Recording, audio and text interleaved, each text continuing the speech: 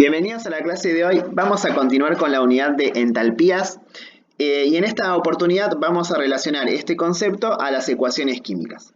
Para comprender mejor este tema vamos a repasar un poquito las partes de una ecuación, ¿sí? Para que justamente nos sea un poco más fácil comprender este concepto. Primero que nada, hay que recordar que las ecuaciones químicas representan una transformación química, un cambio, ¿sí? Sustancias que eran de una manera y después se transformaron en sustancias nuevas. Acá en el ejemplo que vemos en la imagen, sí tenemos un cambio químico bastante común, que es cuando el magnesio se combina con el oxígeno del aire y se produce un óxido que se llama óxido de magnesio. Fíjense que las sustancias que están al principio de la transformación química se denominan reactivos y las que se originan, o las sustancias nuevas, se denominan productos. En medio de ellas hay una flecha que representa la transformación o este cambio que se dio en estas sustancias.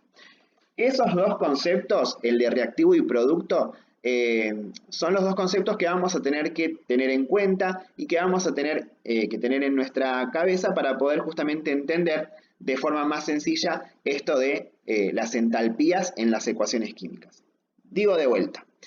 Reactivo ¿sí? Se denomina a aquella sustancia inicial que tengo al principio de un cambio químico y producto se denomina a aquella sustancia que obtengo al final, ¿sí? Como justamente una sustancia nueva a partir de esta transformación.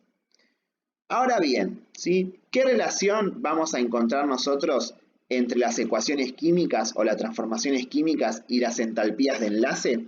Es que calcular las entalpías de enlace de los compuestos que participan en una reacción química nos va a permitir saber si esa reacción química va a ser exotérmica o endotérmica. ¿Qué significan estos dos términos? Una reacción exotérmica es aquella que cuando ocurre libera calor, como por ejemplo cuando combustionamos algún combustible, como la nafta, el queroseno, el diésel o por ejemplo leña. ¿Sí? Cuando nosotros hacemos combustionar estos compuestos, sabemos que los mismos en esa transformación química liberan calor. Esa es una reacción exotérmica.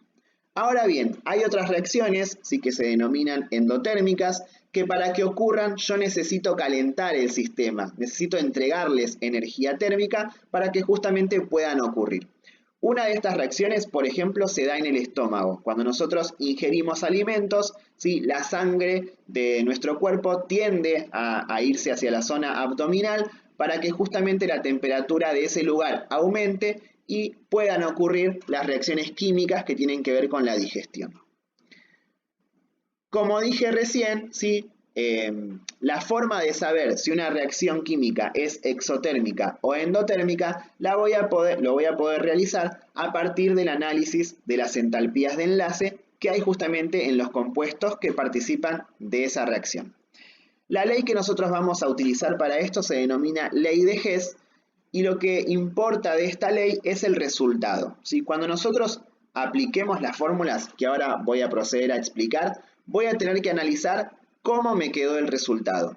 No me interesa tanto el valor numérico, sino que me interesa más bien su signo. Si yo aplico la ley de Hess y el resultado numérico me da negativo, quiere decir que esa reacción química es exotérmica, que cuando yo la lleve a cabo va a liberar calor.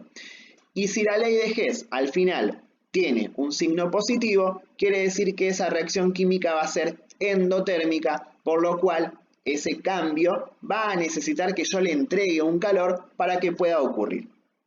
Ahora bien, ¿cómo aplicamos o cómo usamos esta ley de Hess? ¿Sí? Vamos a hacerlo mediante un ejemplo que es la forma más fácil de entender.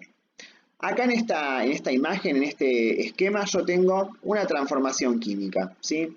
Es una transformación química bastante sencilla. Obviamente yo les voy a dar siempre todos los compuestos representados con sus enlaces para que esto sea más sencillo de resolver. Pero bueno, ¿sí? En grados más avanzados de química, mediante la ecuación yo puedo ¿sí? representar todas las moléculas y a partir de esa representación aplicar la ley de Hess. Toda esta parte yo siempre se las voy a brindar, ya que no es el fin de esta materia por ahí aprender esto de los enlaces, sino justamente qué pasa con la energía en los cambios químicos.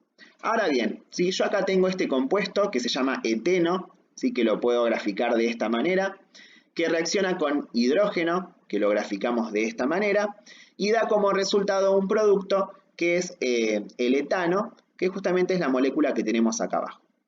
Lo primero que yo voy a tener que hacer es justamente un procedimiento parecido a lo que aprendimos la clase anterior, ¿sí? Voy a ir analizando cuál es el valor de entalpía de cada uno de estos compuestos. Voy a comenzar primero por este compuesto que es el eteno. Y vamos a ir por acá. Lo primero que voy a hacer es anotar los enlaces que tiene esta molécula. Tengo 4 enlaces entre el hidrógeno y el carbono y tengo un enlace entre los carbonos, ¿sí? Un enlace que en este caso es doble. Voy a ir a la tabla, ¿sí? Recuerden que nosotros tenemos una tabla con todos los valores de entalpía. Voy a anotar el valor de entalpía de cada enlace y lo voy a multiplicar por la cantidad de veces que aparece. En el primer caso multiplico por 4, ya que hay 4 enlaces entre hidrógeno y carbono, y en el segundo multiplico por 1.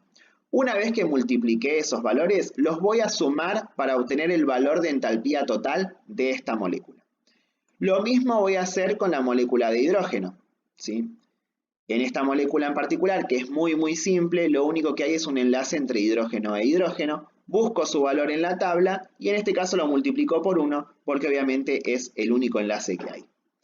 Y voy a hacer lo mismo con la última molécula, con el producto.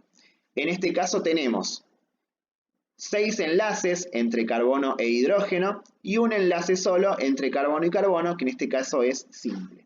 Busco estos enlaces en la tabla de valores y voy a repetir el mismo proceso. Multiplico este valor por la cantidad de veces que utilicé este enlace. En el primer caso por 6, en el segundo caso por 1 y sumo los resultados.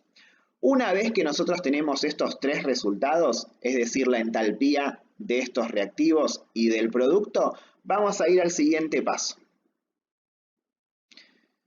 Voy a registrar estos 3 valores y lo que voy a hacer es sumar los valores de los reactivos. En este caso tengo un solo producto, pero si yo tuviera más de un producto también los debo sumar.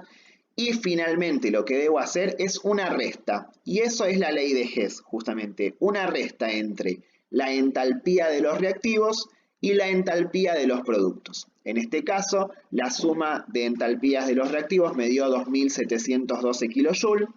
La entalpía del producto me dio 2831 kJ y voy a restar estos dos valores. Al restar los valores voy a obtener un resultado numérico que, como les dije hoy, no me interesa tanto si el resultado en sí, sino ver qué signo tiene. En este caso, al restar la energía de los reactivos y la energía de los productos, obtuve un resultado negativo, por lo cual puedo ya predecir que esta ecuación química en particular va a ser exotérmica. ¿Qué quiere decir? Que cuando yo la lleve a cabo en el laboratorio va a liberar calor. Si esta operación matemática nos hubiera dado un resultado positivo, hubiera querido decir que esta reacción no era exotérmica, sino que era endotérmica y que no iba a liberar calor, sino que lo iba a absorber. Bien, les voy a pedir sí que esto lo registren en la carpeta, que copien el ejemplo, ¿sí? Y que traten de resolver las actividades que yo les voy a mandar a partir de este tema, ¿sí?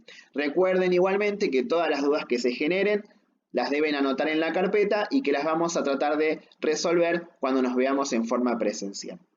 Espero que hayan entendido y les dejo un saludo.